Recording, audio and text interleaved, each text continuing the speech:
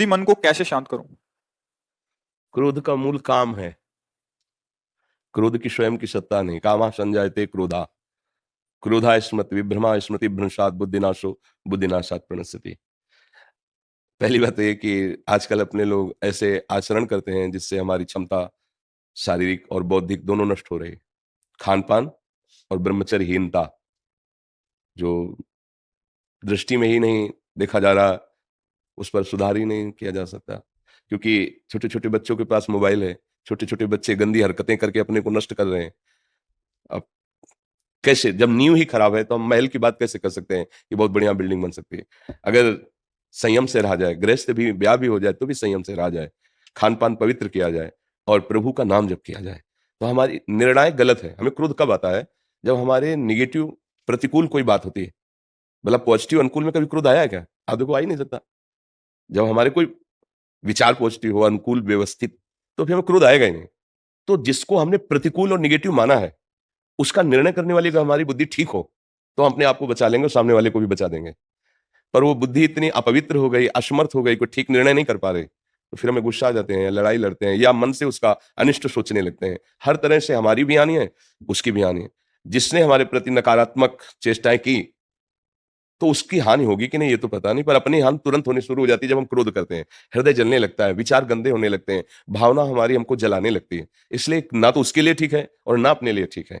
तो इसको मिटाना ही हमारे लिए कर्तव्य है, और ये पवित्र बुद्धि विवेक के द्वारा मिटाया जा सकता है। दूसरी कोई दवा नहीं, विवेक के द्वारा। अगर विवेक हो जाए तो बात बन जाए। विवेक होने के लिए सत्संग में विवेक प्रकट होता है, पर उसको धारण करने की भी तो क्षमता होनी चाहिए। बिन सत्संग विवेक ना हुई, सत्संग से विवेक होगा, पर वो विवेक धारण तभी होगा जब बुद्धि पवित्र हो।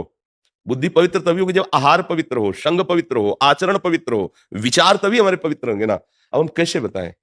गंदे भोजन करना, मनमानी आचरण करना, गंदे दृश्य देखना, गंदा व्यवहार करना, गंदा विचार रखना, अब कैसे सुधारो, कैसे सुधारो? क्योंकि नींव गड़बड़ हो रही। अपने जितनी भी नई पीढ़ी है वो गंदे नशों में जा रही है, गंदे आचरणों में जा रही है, गंदे व्यवहारों में जा रही है। वो ब्रह्मचर्य को कुछ समझ ही नहीं रहे हैं, उसको खिलवाड़ समझ रहे हैं, मनोरंजन समझ रहे हैं। क्षमता अध्यात्म की तब आवे ना जब थोड़ा संयम होना।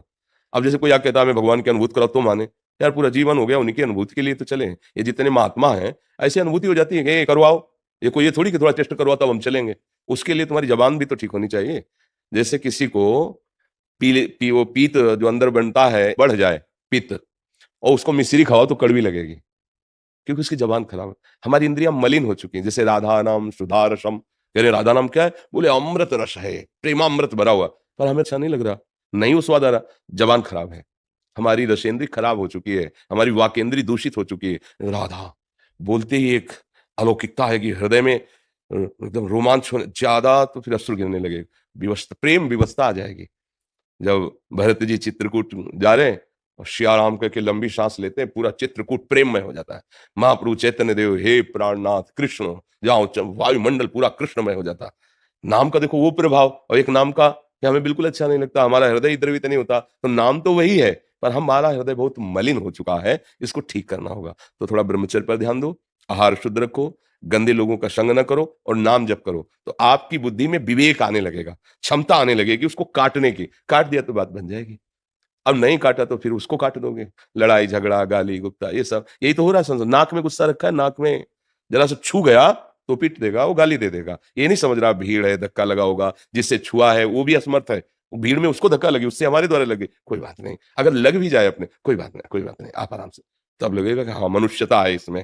तो अपने को आगे बढ़ना है तो आहार ठीक करो, कोई ऐसे गंदे पदार्थ नशे वाले मत लो।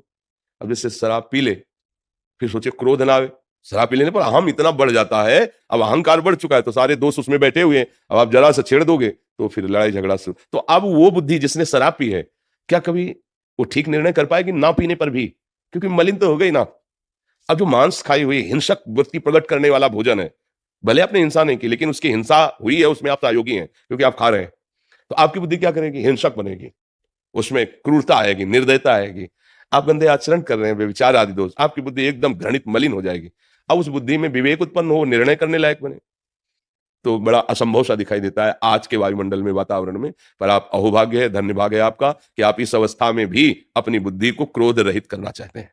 तो नाम जप करो, अच्छा आहार करो, और जब कभी कोई क्रोध दिलाने वाली बात आवे तो निश्चित समझो आपके किसी पाप का नाश करने के लिए वो भगवान लीला रचे, चुपचाप बचा के निकल जाओ, अपने को भी और सामने वाले को भी। आप बार बार गुस्सा करते हैं तो सबसे पहले जो चीज खोते हैं वह है आपके संबंध।